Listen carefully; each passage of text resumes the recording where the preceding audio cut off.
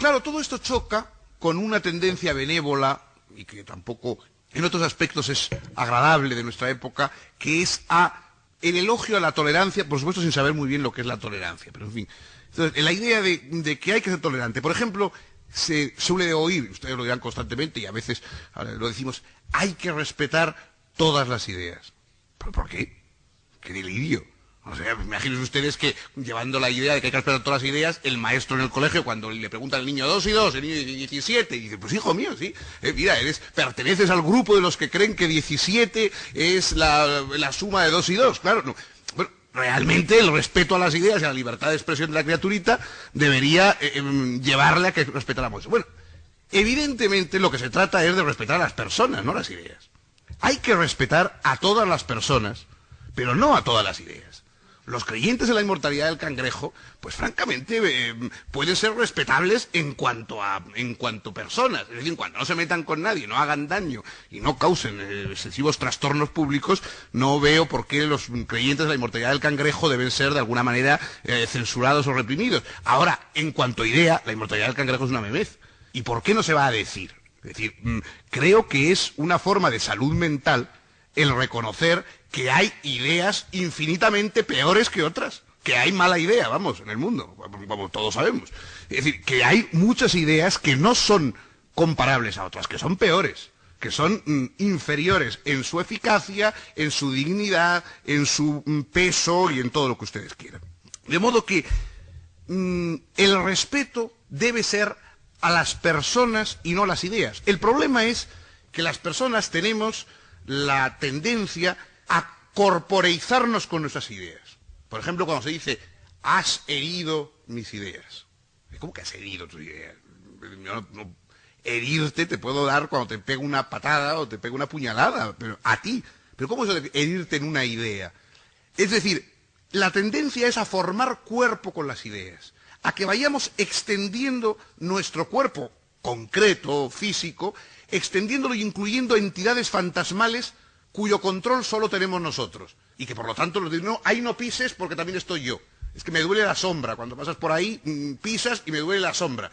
Entonces, claro, eso naturalmente crea una dificultad de convivencia inmensa. Bien está que alguien exija que cuando el otro pase no le pise. Pero claro, si el otro dice que no pueden pisar su sombra, ni tampoco el sitio donde estuvo su sombra el mes pasado, que también le guarda mucho cariño, y no sé qué, claro, realmente esa mentalidad que va extendiendo el cuerpo y los derechos del cuerpo a cosas que no tienen nada que ver con el cuerpo, si se hubiera hecho caso al respeto universal de las ideas, no habría podido predicar Cristo, no habría podido inventar Einstein y no habría podido avanzar la humanidad desde la prehistoria, vamos. Precisamente todo lo que ha avanzado es por la falta de respeto a las ideas. Y muchas veces, precisamente han sido las personas que no mostraban respeto a las ideas las que han sufrido en su cuerpo las consecuencias, y en cambio las heridas las han infligido. Porque claro, el problema es que cuando alguien dice, me estás hiriendo mis ideas, lo que quiere decir es, atente a las consecuencias porque yo voy a herirte a ti donde pueda, en las ideas o en lo que tenga más a mano. Es decir, esto me parece que es importante en un mundo, en un ámbito en el que vamos a estar teniendo que convivir muchas ideas juntas. El hecho de que alguien identifique sus ideas con su cuerpo, el hecho de que alguien identifique el respeto a sus convicciones con el respeto a su persona y a sus demás posesiones, me parece enormemente grave. Un personaje muy espléndido en cuanto a intelectual y muy franco en sus expresiones, como era Thomas Jefferson. Jefferson, en una época en que se empezó a pensar que se había que meter algún tipo de disposición contra los ateos en la Constitución americana, no sé qué, entonces Jefferson hizo una intervención diciendo, a mí me da igual que mi vecino crea en un Dios, en 14, en 50 o en ninguno. Ninguna de esas creencias mengua mi bolsa ni rompe mi pierna.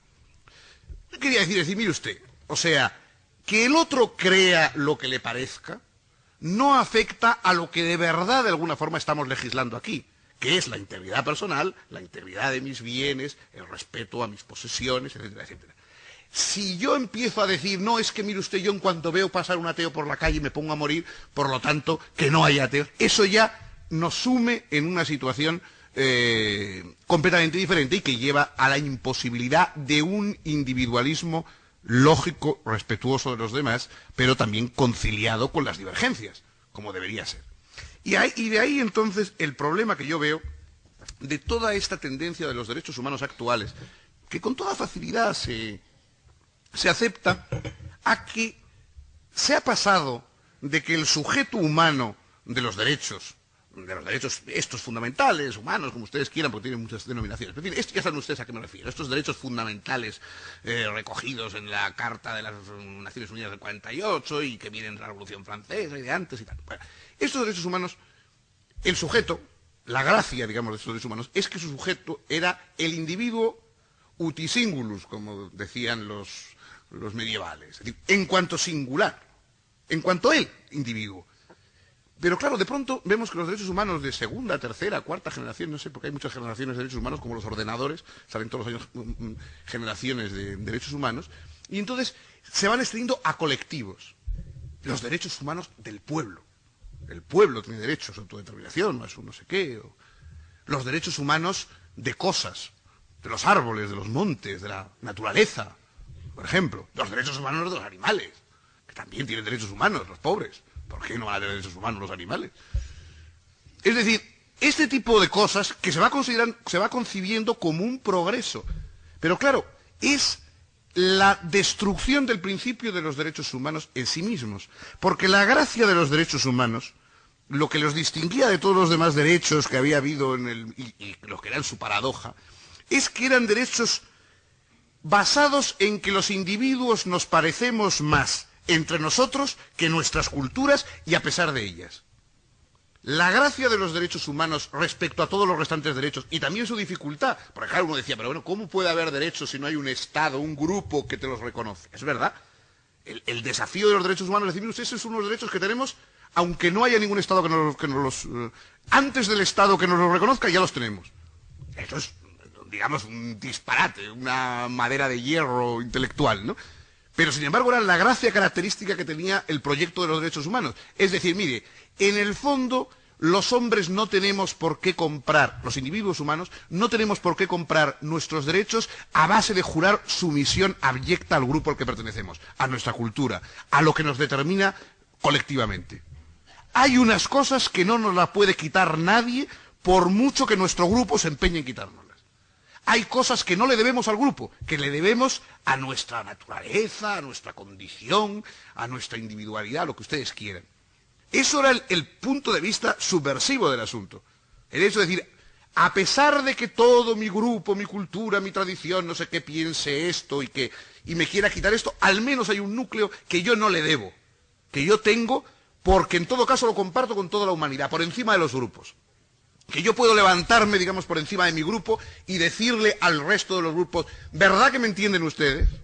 Cuando mi grupo se ha puesto demasiado borde conmigo. Es decir, en vez de estar sometido a que todos los derechos, etcétera, yo se los debo a mi grupo, yo puedo, por encima de ellos, buscar la aquiescencia de otro grupo y decir, mire lo que me están haciendo. Ya me entiende usted.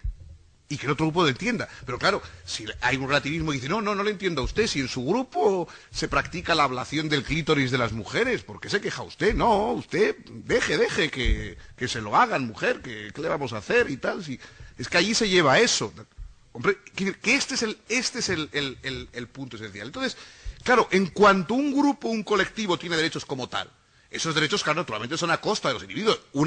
Eso es distinto a que el individuo tenga muchos derechos que importan respecto a su colectividad. O sea, que un individuo tenga derecho a que se respete su lengua, su derecho de afiliación a grupos, su tradición en lo que le vertebra con otros, no sé qué, o con que decide integrarle con otros. Todas esas cosas, que el individuo tenga derecho a esas cosas, no parece problemático. Pero que ya se empiecen a convertir colectivos, y cada vez más extensos, y cada vez menos singularizados, como sujetos de derechos humanos del mismo rango que los derechos humanos fundamentales, eso me parece que puede llevar a que los derechos humanos dejen de tener ningún sentido.